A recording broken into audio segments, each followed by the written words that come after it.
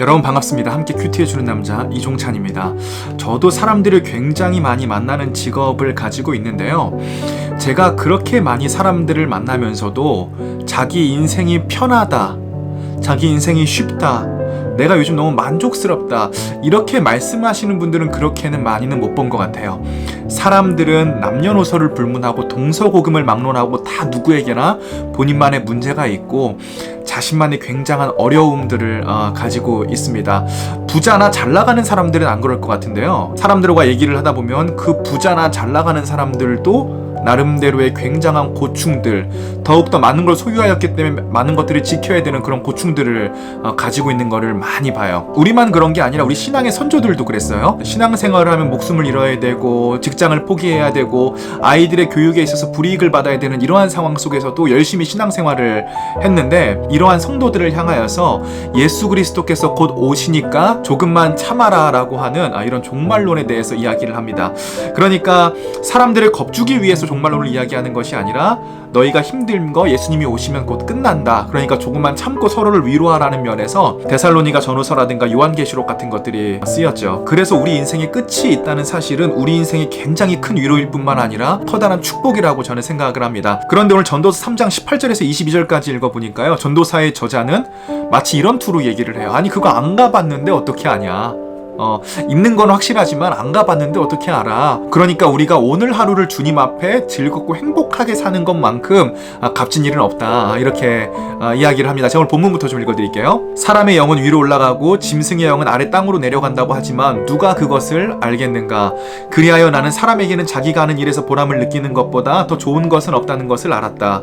그것은 곧 그가 받을 몫이기 때문이다. 사람이 죽은 다음에 그에게 일어날 일들을 누가 그를 데리고 다니며 보여주겠는가. 저와 여러분들도 그래서 오늘 하루를 주님 안에 좀 충만하게 보내야 되는데 그러기가 쉽지가 않아요. 왜냐하면 여전히 우리의 삶 속에는 고통이 남아있기 때문에. 그리고 사실 고통 자체가 힘든 거라기보다는 고통에 얽매여 있는 우리 자아와 인식과 내면과 감정 때문에 힘든 경우가 더 많은 것 같아요. 내가 내면이 충만하고 강해서 그냥 지금의 고통이 아무것도 아닌 것처럼 생각되면은 사실은 지금 내가 고통을 느낄 이유가 없는 것인데, 그 고통들로 인하여서 나의 내면이 침해받는 경우들이 엄청나게 많이 있는 것은 아닌가, 그렇게 생각을 해봐요. 제가 생각할 때는 모든 부정적인 감정은 사탄이 주는 것이다 라고 생각하기는 힘든 것 같아요. 그런데 사탄이 주는 생각은 부정적인 생각이 맞다라는 생각이 들어요. 그렇다면 결론적으로 우리가 어떻게 이런 부정적인 감정을 이겨낼 것인가, 저는 한 가지밖에 없다라고 생각을 해요. 나와 현실에 집중하면 절망이 보이고 하나님과 예수님께 집중하면 희망이 보인다. 우리가 어렵고 힘든 이유는 문제는 크고 예수님은 작게 보이기 때문입니다. 그래서 요즘 굉장히 유명한 문구도 있잖아요. 우리의 문제보다 크신 하나님. 제가 며칠 전 영상에서도 올렸던 것처럼 대학 때 요 카메라, 노트북, 핸드폰 이런 것들 때문에 굉장히 열등감이 많았단 말이에요. 그런데 10년이 지금 지나고 보니까 이 좋은 카메라도 있고 좋은 핸드폰도 있고 좋은 노트북도 있다는 말이죠. 그러면서 저는 이제 그런 생각을 하게 됐어요. 그때는 내 인생이 최악이라고 생각을 했는데 지금 와서 되돌아보니까 그 당시에 정말 내 인생이 최악이었던 것이 아니라 내가 여러 가지 문제점들에 사로잡혀 있다 보니까 그 당시에 내가 최악이라고 느껴졌던 것 뿐이고, 정말 만약에 상황이 최악이라고 할지라도 너무 감사한 이유가 있죠. 왜냐하면 최악이기 때문에 앞으로 더 나빠질 일은 없을 거 아니에요. 좋아질 일들만 있지.